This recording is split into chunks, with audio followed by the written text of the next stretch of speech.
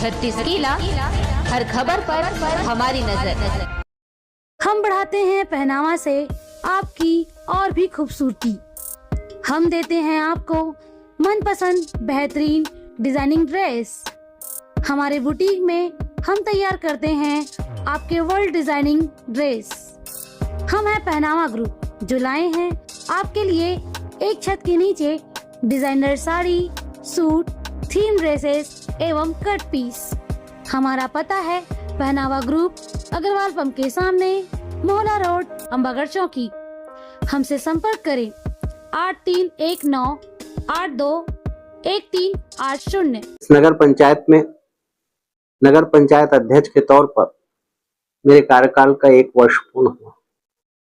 17 मार्च 2025 को मैंने इस नगर सरकार के मुखिया के तौर पर यहाँ पर शपथ ग्रहण किया था और आज उस शपथ ग्रहण की तिथि को अपन माने तो आज 17 मार्च 2026 है, 1 वर्ष पूर्ण हुआ है। आज क्योंकि 1 वर्ष मेरा कार्यकाल का पूर्ण हुआ और निश्चित तौर पर सबके सहयोग से, सबके आशीर्वाद से, सबके मार्गदर्शन से मैंने इन 1 वर्षों में शहर के तस्वीर को बदलने का पूरा प्रयास किया। मैंने अपनी पूरी टीम के साथ सबको टीम भावना में शामिल करके एक टीम वर्क के रूप में काम किया। तो निश्चित तौर पर आप लोगों ने देखा होगा कि 1 वर्ष में चौकी में थोड़ा बदलाव तो दिख ही रहा है। निश्चित तौर पर पिछले 5 वर्ष में 2019 से 2024 की अवधि में हमारी जो ये नगर की सरकार थी, पुरानी परिषद थी, उनके कार्यकाल में जो कार्य होने थे वो कार्य वैसे हुए नहीं और कार्य दिखे भी नहीं। तो मैं जब इस नई सरकार में अध्यक्ष के रूप में या मुखिया के रूप में शपथ लिया तो पूरा शहर पटरी से उतरा। ढेरों चुनौतियां थी, सफाई की व्यवस्था भी ठीक करनी थी क्योंकि 192 नगरीय निकाय हैं, 148 नगर पंचायत है। 148 नगर पंचायत में हमारा स्वच्छता का रैंक 2024-25 में 84 नंबर पे था। कभी 2016 में देश के प्रधानमंत्री माननीय नरेंद्र मोदी जी के द्वारा इस शहर को पहला ODF टाउन बनाए। इस शहर को स्वच्छता के लिए कई पुरस्कार मिला 14 के 19 के अवधि में। और 2019 के पश्चात ऐसा क्या हुआ कि हमारे जो स्वच्छता रैंक में लगातार गिरावट आती रही और शहर की स्थिति बद से बदहाल होती। तो निश्चित तौर पर काफी सुधार की आवश्यकता थी, सफाई से जुड़े हुए कार्य में भी और पेयजल से भी जुड़े हुए कार्य। 2019 में जब मैं यहाँ इस कार्यालय से और इस नगर पंचायत की सरकार से विदा हुआ, मेरा 2014 से 2019 का कार्यकाल पूर्ण हुआ, उस समय पेयजल के लिए 8.5 करोड़ रुपए जल आवर्धन योजना के अंतर्गत हम छोड़ के गए थे। 8.5 करोड़ रुपए, वो राशि बढ़ के अब 11.5 करोड़ रुपए हो गई। वो 8.5 करोड़ रुपए का जो हम छोड़ के गए थे राशि, उस पर कुछ काम ही नहीं हुआ। यहां तक इंटेक वेल के लिए जगह का चयन नहीं किए। अभी पिछले 1 वर्ष से हम लोग इंटेक वेल के लिए जगह का चयन कर रहे हैं क्योंकि उसमें लगानी जमीन आ रही है तो भूमि अधिग्रहण भी करना है। भूमि अधिग्रहण करने के पश्चात उसको मुआवजा भी प्रदान करना है, उसके बाद इंटेक वेल का निर्माण करना है। 37 किलोमीटर की नई पाइपलाइन बिछनी है। अभी हम लोगों ने 1 साल में लगभग 20 किलोमीटर की पाइपलाइन बिछाई है। 1 साल और लगेगा हमको 17 किलोमीटर और शहर में पाइपलाइन बिछाने के लिए, तब हमारा पेयजल से जुड़े हुए आवश्यकताएं पूर्ण होगी। पर अभी जब तक कि इंटेक वेल का निर्माण नहीं हुआ है और नगरीय निकाय का WTP चालू नहीं हुआ है, तब तक वार्डों में जगह जगह जहाँ पे अधिक मतलब हमको पानी मिलने की संभावना है, वहां पे बोर करा के नलकूप खनन करा के हम लोग सीधे पाइपलाइन से जोड़ रहे हैं। मैं जैसे बैठा तो गुप्ता चौक पे शहर के, बजरंग चौक में, गांधी चौक में, पटेल पारा में, परमेश्वरी नगर में, मेरे गांव में और कान्हे में इत्यादि स्थानों पे हम लोगों ने नलकूप खनन कराया और सीधे लोगों को पेयजल सुविधा के लिए हम लोगों ने उसको पाइपलाइन से जोड़ा हुआ है। निश्चित तौर पर कुछ हद तक समस्याएं दूर हुई हैं, पर पूरी तरीके से अपन ये कहें कि पेयजल की समस्या को हम लोगों ने निराकरण कर लिया है, तो उस मामले में अभी तक हम लोग पूर्णतः सफल नहीं हुए हैं। अभी भी हम लोग नलकूप खनन के माध्यम से ही पूरे शहर के 15 से 20 हजार की आबादी को हम लोग वाटर सप्लाई कर रहे हैं, पेयजल आपूर्ति कर रहे हैं। दुर्भाग्य की बात है, हमारे शहर में आर्सेनिक प्रभावित गांवों में समूह जल संयंत्र के माध्यम से शुद्ध पेयजल आपूर्ति के लिए लोक स्वास्थ्य यांत्रिकी विभाग द्वारा योजना संचालित की जा रही है। पर लगभग 1 वर्ष से हम लोग उनसे निवेदन कर रहे हैं कि हमको हमारी 4 पानी, क्योंकि एनओसी हम ही ने दिया है उसको यहाँ वाटर ट्रीटमेंट प्लांट के लिए, हम केवल लोक स्वास्थ्य यांत्रिकी विभाग से और जिला प्रशासन से मदद चाह रहे हैं। केवल गर्मी में 4 महीने हमको, क्योंकि गर्मी में वाटर लेवल नलकूप का या बोर का काफी नीचे चले जाता है, तो पेयजल संकट का सामना बहुत सारे वार्डों को करना पड़ता है। इसलिए हम लोगों ने लोक स्वास्थ्य यांत्रिकी विभाग से निवेदन किया है कि कम से कम हमारे मेरे गांव की टंकी, हड्डी गोदाम की टंकी में पानी दे दिया जाए, तो कम से कम मेरे गांव में पानी की समस्या काफी हद तक हम लोग दूर कर लेंगे। और बेहद चिंताजनक बात है और मेरे लिए निराशाजनक बात है कि हमको लोक स्वास्थ्य यांत्रिकी विभाग से पर्याप्त सहयोग नहीं मिल पा रहा है। इसलिए शहर में कुछ हद तक के पानी की समस्या बनी हुई है, पर हम लोग काम कर रहे हैं। ऐसा नहीं है कि लोक स्वास्थ्य यांत्रिकी विभाग हमको पानी देगा तभी हम समस्या का निराकरण कर पाएंगे, पर हम लोगों ने कहा हमारी शहर है, हमारी चुनौती है, हमारी परेशानी है, हमको ही प्रयास करना पड़ेगा। तो नई नलकूप खनन करा के जहाँ हो सकता है वहां हम लोग काफी हद तक समस्या को दूर करने का प्रयास कर रहे हैं। यदि हम इंफ्रास्ट्रक्चर से जुड़े हुए बात पे, ये तो पेयजल की बात हुई और स्वच्छता की बात हुई। मैं आपको बताना चाहूंगा कि हमारी नई बॉडी बैठी है, अब आज 1 साल हुआ है। हम लोगों ने प्रयास किया, अधोसंरचना मद से हमको राज्य शासन ने 2 करोड़ रुपए की स्वीकृति दी। इसके अलावा हमको यहाँ पर नालंदा परिसर जो है, मतलब ये ई लाइब्रेरी है नालंदा परिसर, तो जिला में एक जगह होना चाहिए, ये वो नगरीय निकाय में होता है। तो नालंदा परिसर के लिए राज्य शासन ने यहाँ 4 करोड़ रुपए की स्वीकृति दी है। तो नालंदा परिसर का निर्माण कार्य प्रगति पर भी है, प्रारंभ भी हो गया है। इसके अलावा अभी कुछ दिन पहले, लगभग 1 सप्ताह पहले, हम लोगों ने मुक्ति धाम के लिए, हमारे जो शहर में 7 मुक्ति धाम है, एक कान्हे में है, एक मेरे गांव में है, एक शिवनाथ नदी के तट के पास मुक्ति धाम है, 3 मुक्ति धाम ये हुआ। चौथा मुक्ति धाम हिंदू कब्रिस्तान है जो LS राम सेंटर के पीछे है, और 5वां और 6वां मुक्ति धाम मुस्लिम कब्रिस्तान हुआ, और 7वां ईसाई कब्रिस्तान है। इसका 7 मुक्ति धाम का है, और 7 मुक्ति धाम के उन्नयन और विकास के लिए हम लोगों ने अलग अलग प्रस्ताव राज्य शासन को भेजा, और सभी मुक्ति धाम के उन्नयन के लिए हम लोग प्रयास कर रहे हैं।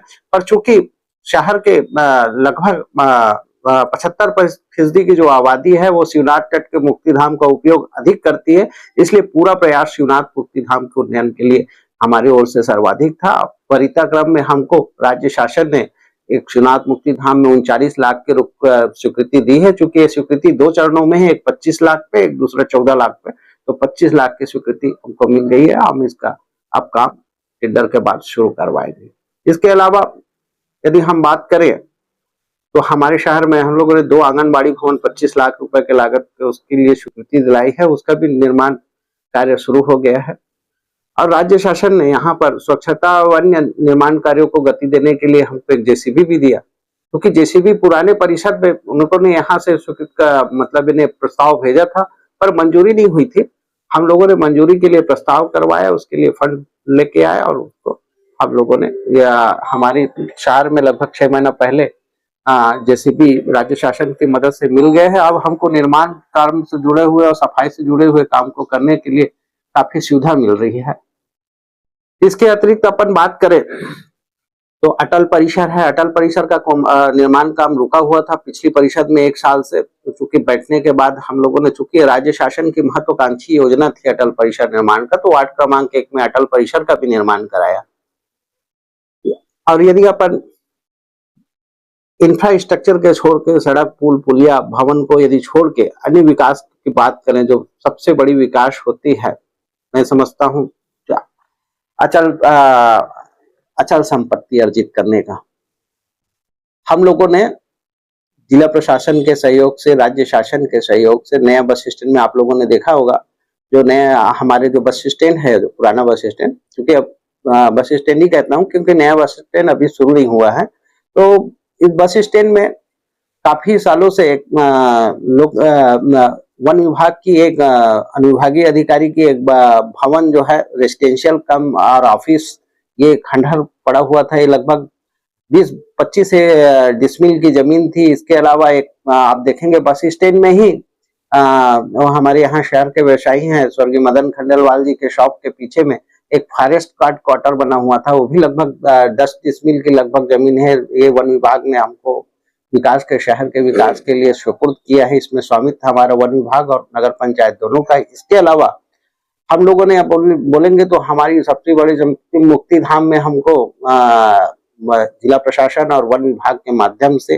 राज्य शासन के सहयोग से वहां पर लगभग 1.5 एकड़ की जमीन हमको सीवरेज ट्रीटमेंट प्लांट के लिए मिली हुई है। इसके अलावा अपन बाजार से यदि वार्ड क्रमांक 8 की ओर आए, कान्हे की ओर आए, तो आंगनवाड़ी कार्यकर्ता हैं श्रीमती रजिया पटवा जी, उनके मकान से लगे हुए आधा एकड़ जमीन हमको नगरीय निकाय के लिए एसटीपी निर्माण के लिए मिले हैं। इसके अतिरिक्त नया बस स्टैंड के लिए अभी कुछ दिन पहले हम लोगों को लगभग 25 डिसमिल या आधा एकड़ मान लीजिए आपको सड़क निर्माण के लिए हमको जमीन प्राप्त हुई है। ये मैं समझता हूँ कि ये सड़क नाली भवन के लिए पैसे लेके आना और काम करना, ये तो कोई भी, मैं भी बैठूंगा तो मैं भी करूंगा, मेरे जगह कोई दूसरा साथी भाई या बहन होंगे वो भी करेंगे। पर शहर के लिए संपत्ति बनाना, नगर पालिका के लिए ऐसी संपत्ति बनाना जमीन से जुड़ा जिसमें नगर पालिका का नगरीय निकाय का स्वामित्व, तो वो बड़ा काम होता है।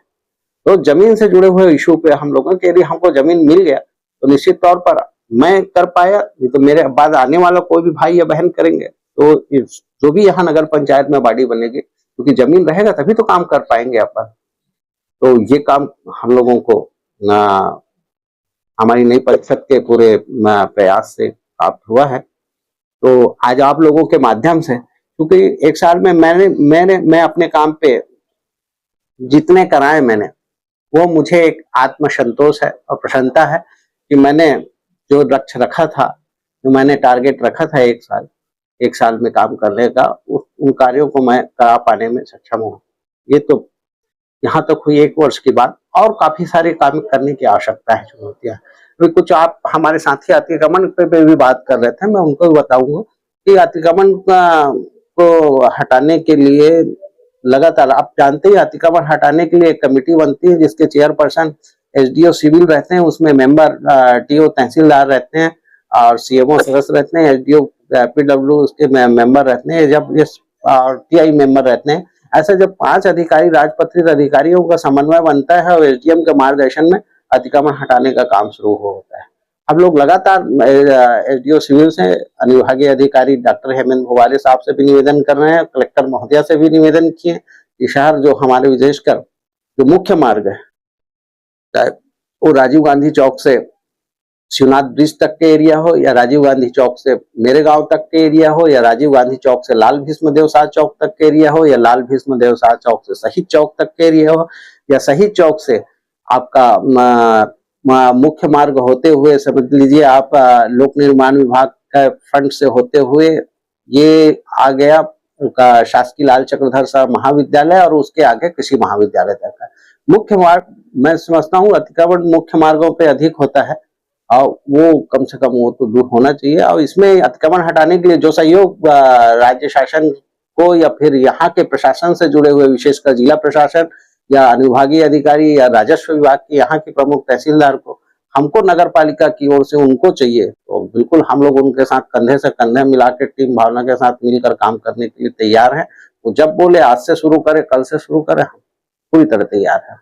तो आज आप लोगों के माध्यम से 1 वर्ष में मैंने जो काम किया, मेरी टीम ने जो काम की, मेरी नगर पंचायत परिषद ने जो काम किया, तो उन काम पे संतोष जाहिर करते हुए आप लोगों के माध्यम से मैं हमारे छत्तीसगढ़ शासन के मुख्यमंत्री माननीय डॉक्टर विष्णुदेव साय जी, हमारे छत्तीसगढ़ शासन के उप मुख्यमंत्री और हमारे विभागीय और भार साधक मंत्री नगरीय प्रशासन विकास विभाग माननीय श्री अरुण साहू जी, हमारे विभाग के डायरेक्टर आदरणीय श्री आर एक्का साहब, हमारे विभाग के नगरीय प्रशासन विकास विभाग के प्रिंसिपल सेक्रेटरी IS मसाओ राजू साहब, और यहाँ जिला प्रशासन की हमारी मुखिया कलेक्टर आदरणीय श्रीमती तुलिका प्रजापति जी, हमारे जिले के पुलिस प्रमुख, पुलिस कप्तान आदरणीय श्री YP सिंह साहब, हमारे इस चौकी अनुविभाग के अनुविभागीय अधिकारी आदरणीय डॉक्टर हेमंत भोवाले साहब, और यहाँ के रूलिंग पार्टी के जिले के प्रमुख, हमारे शहर के सीनियर सिटीजन, हमारे मार्गदर्शक, जिला भारतीय जनता पार्टी के अध्यक्ष आदरणीय श्री दिलीप वर्मा जी, मंडल अध्यक्ष आदरणीय आशीष द्विवेदी जी और उनकी पूरी टीम, और यहाँ नगर पंचायत के सीएमओ, नगर पंचायत के अधिकारी कर्मचारियों और यहाँ की जनता का मैं हृदय से आभार और धन्यवाद ज्ञापित करूंगा। और विशेष तौर पर शुक्रिया अदा करूंगा हमारे नगर पंचायत परिषद के सभी सम्मानित सदस्यों को, नगर पंचायत उपाध्यक्ष, नगर पंचायत के सभी सभापति, नगर पंचायत के सभी सम्मानित पार्षदों का, और प्रिंट और इलेक्ट्रॉनिक मीडिया के साथियों का भी, जिनका सहयोग मुझे निरंतर प्राप्त होते रहा। और आप लोगों के सुझाव से, आप लोगों के मार्गदर्शन से मैं यहाँ पर कुछ कर पाने में, इस शहर के विकास को आगे ले जाने में या शहर की तस्वीर बदलने में पूरी तरीके से अपनी सामर्थ्य अनुसार प्रयास किया और काफी हद तक मैं सफल हुआ। तो मैं पूरे समूचे शहर वासियों को और शासन और प्रशासन को धन्यवाद ज्ञापित करता हूं।